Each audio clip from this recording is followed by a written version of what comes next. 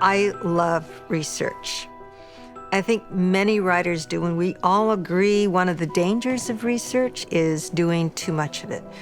We're obsessed about the subjects that we write about, and that means that we are happy to go into sources of material and learn more about the periphery of information that we might need to know, including the facts. We have to get the facts right. So if I'm writing about, say, Shanghai in 1910, I need to go there to, for example, know what kinds of stores were on particular streets.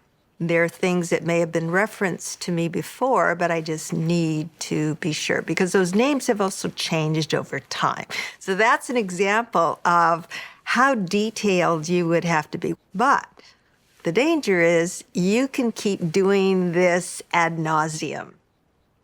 It's part of the joy of writing, but you're going to lose time doing it. So one of the things that I remember happened that was a point of being absolutely ridiculous in the amount of research. I needed to know what a courtesan house looked like. What was the furniture? It happened to be Western furniture. What was the style of the rooms and how it was laid out? Sumptuous Victorian. And then I wanted to know, what were the bathrooms like? What about toilets? Where did people relieve themselves? Now, we're getting really ridiculous here. Found that out. Then I said to myself, what about toilet paper? And that's when I found that out. And I said to myself later, where am I going to reference toilet paper? And so this is the kind of research you can end up doing.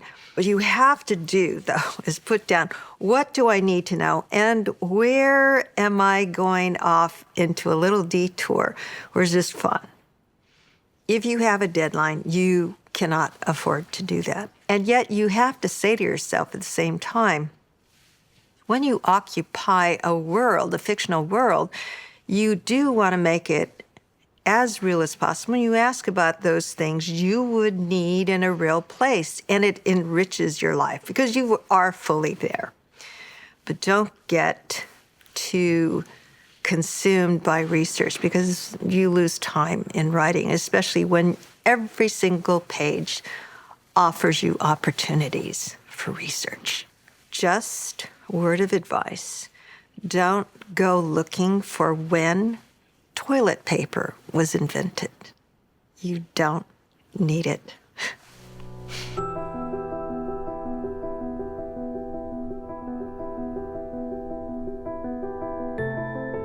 There are many places you can go for research. For example, the internet. That's an obvious one. That is why we often fall into the pitfall of too much research. It's so easy to access. But if you want to know more about, say, the mindset of people at a particular time, I actually think it's good to read a novel of manners maybe, that would be the equivalent of a Jane Austen novel, but set in that period of whatever country you were writing about. You get to see what social class and social manners are and what you might need to include in your novel. I read fictional accounts of courtesan houses, for example. When I was writing using this setting, it was fictional, but it was heavily researched on the part of that novelist. He was a journalist during the turn of the century. So a lot of the detail I knew was accurate to what was going on at the time.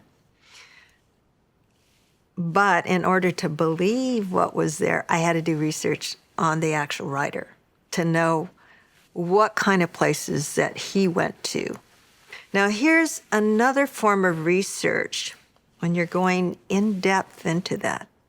When you have photos, use a magnifying glass.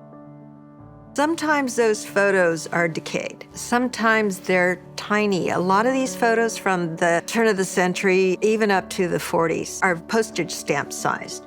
Use a magnifying glass. And what happened when I did that with these old pictures of my grandmother, pixel by pixel, I started to see things I never would have noticed. I saw that the shoes were patent leather. You know, the tiny little, oh my God, they're Western patent leather shoes.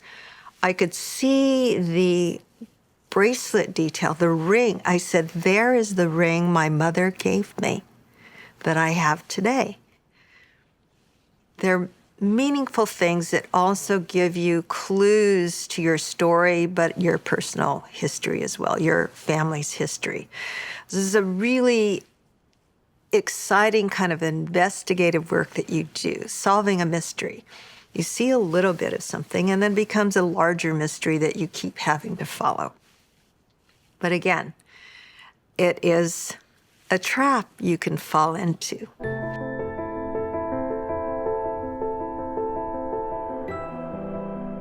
When I first started writing fiction, I thought, oh, my life is so boring. What could I write about? Nobody wants to hear about my life with some Chinese parents and, how my mother yelled at me. I went to all these schools and no guys, this stuff is boring.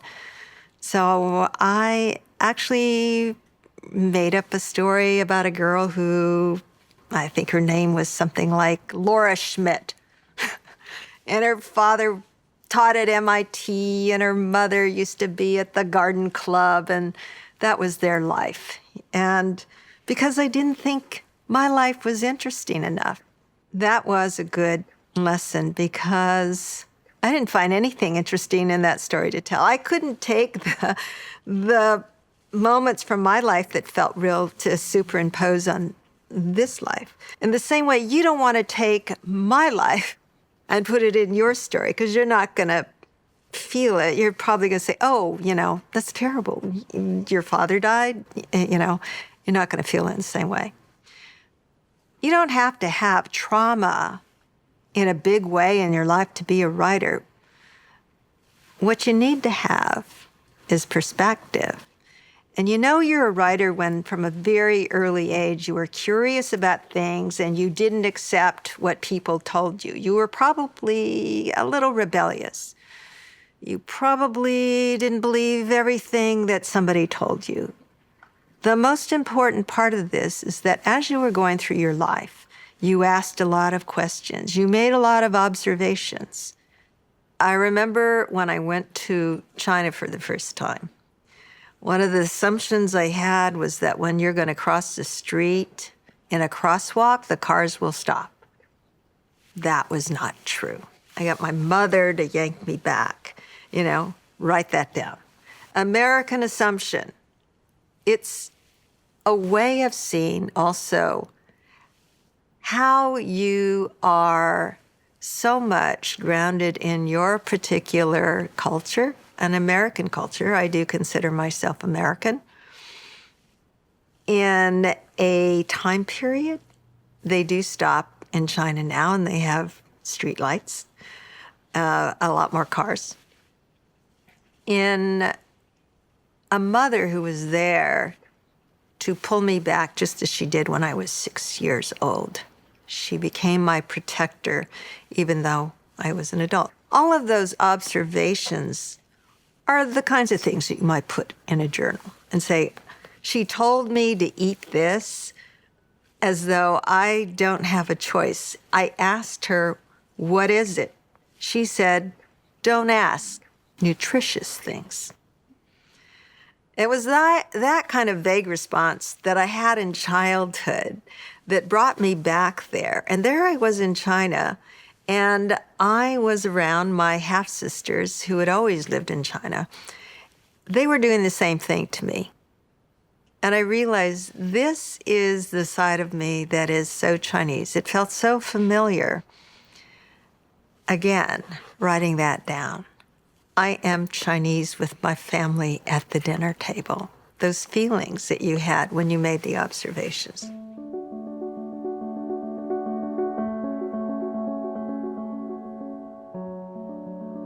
I have a meditation that I do on life, and I found that it was useful for me to take myself, my mind out of my usual world of writing and seeing how people interact and placing that on something completely different.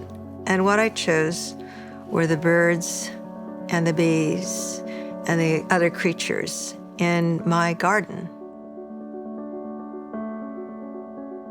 I have a nature journal, and many of these are sketches that I do. I would look at certain birds and I would see what made them different.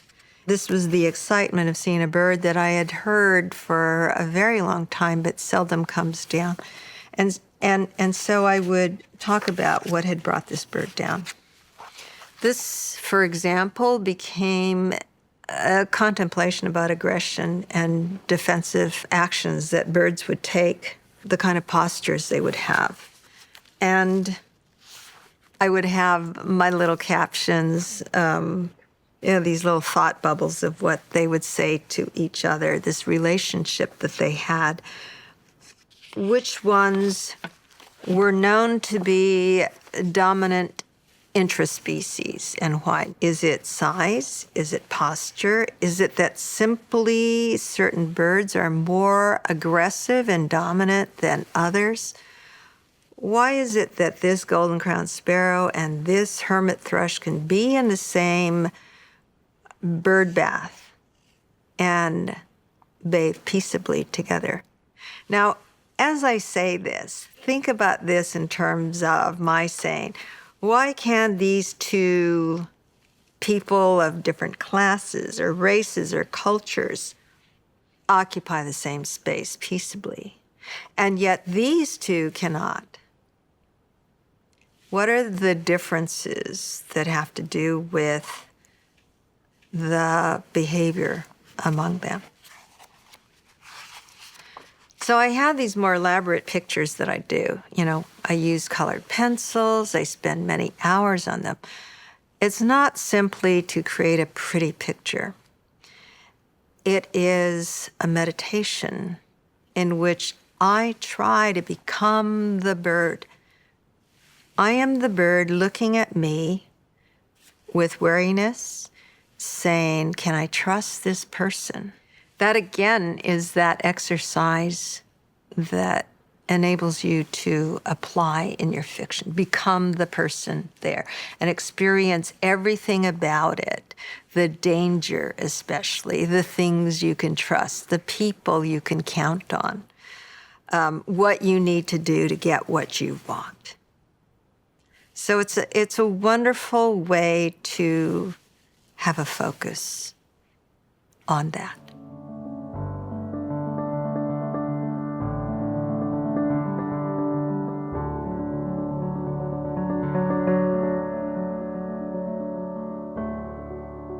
When you do research, there's another bit of advice I think that is useful, and that is to have a journal where you put down the things that you found. This was for a novel I was writing called The Valley of Amazement. I label the journal The Valley of Amazement, and I start to write, this is the source, Shanghai Love, page 121, photo reference taken in 1911 by this person, what the caption said. And then if there's any direct quotes, that is in there. If I have an original idea about that information, say, what did women feel about those clothes? Were they proud in them? I would asterisk my original thought. And this is important because you later on will read these notes and you will not know what is a reference and the words that you have taken from another book and what is yours. And there have been a number of really well-known, skillful, ethical writers who have inadvertently taken things like this, where they have put down whole passages of research, didn't remember when they look back on it what's theirs. I know that that's easy to do because sometimes I look at the notes that I've taken, and I say to myself, did I really write this? Is this really my idea? And it would be very dangerous for me not to know. I would be afraid to use these ideas. So find your way of doing the notation. I find it also helps to put down the date that you made this entry and the place you were, because when you read these things again, having the date and the place can take you back to where you were and what your mindset was at the time.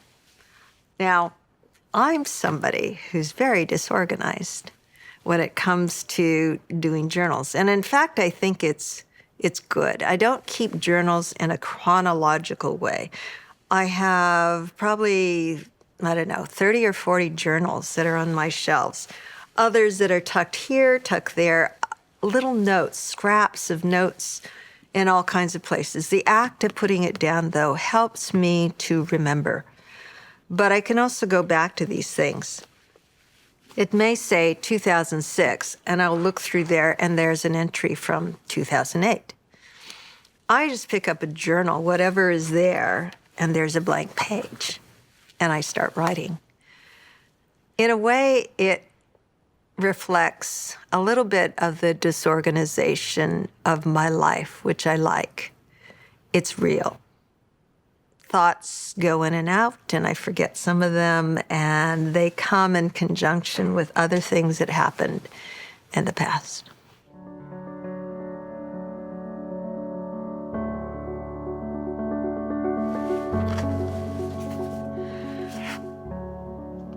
There are other things you can put down in a journal that I think have to do with being a writer. I think that's a really wonderful thing to put down, especially if you're a beginning writer or you have never kept a journal. It's to trace the growth of yourself as a writer and the kinds of things you talked about with others, the kinds of things that you thought about, insecurities, knowledge, the parts that required privacy. I do recommend that you give yourself permission to write down whatever you want and never show this to anyone, because it would make it a much more honest vessel for your thoughts.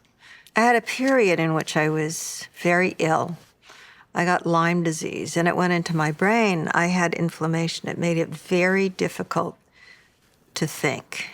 It affected my emotions. It amplified anxiety in a very disabling way. So sometimes I would write about that. Here's one of them, August, again, 2008. Sometimes I wonder if, since the assault on my brain by Borrelia, if my process of thinking, of associating, has changed. Now, associating to me is very important to how I create imagery, so this is a very big deal to me. People think I am funny, that I can respond to the pattern of humor in conversations, whereas before I felt as one might on a subway watching the trains arrive, but unable to push my way through the crowds to board. Held back. And now I simply plunge without thought. Are my thoughts more shallow, since they spring out so easily? It's good to keep in mind how experiences have changed the way that you think. So many things you can put into these journals that I think you're going to find it. If this was for sale and you were the only buyer, you'd buy 1 million copies, because this is the most interesting book that you've ever read.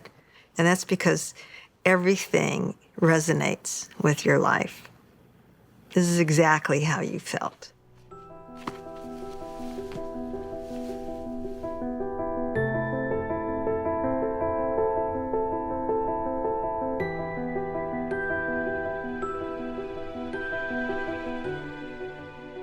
I think with research, there's the potential for a kind of serendipitous magic to happen.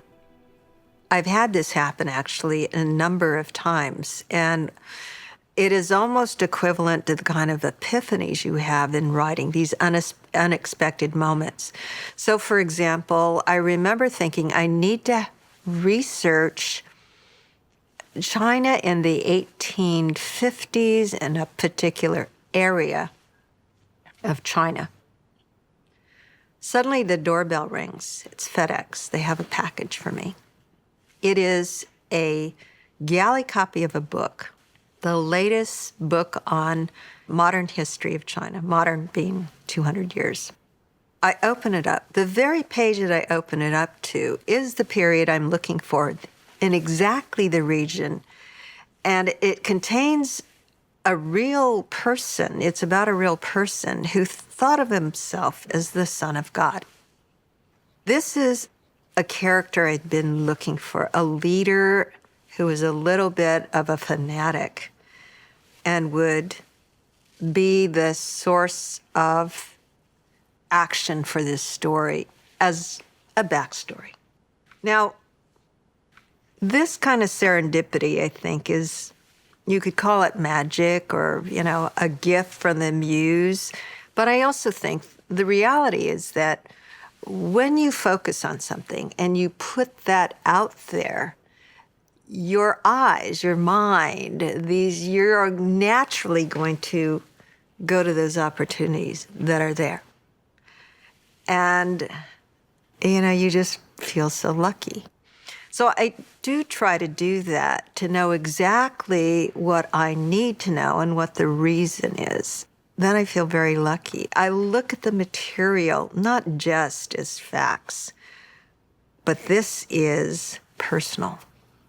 So research is, to me, it's not just about finding the dates or the names of the streets. It's about being there. It's about a connection. It's about really feeling the importance of that because your characters are inhabiting that. Those details had meanings. It was a determination, in fact, of their lives. It has behind it a story.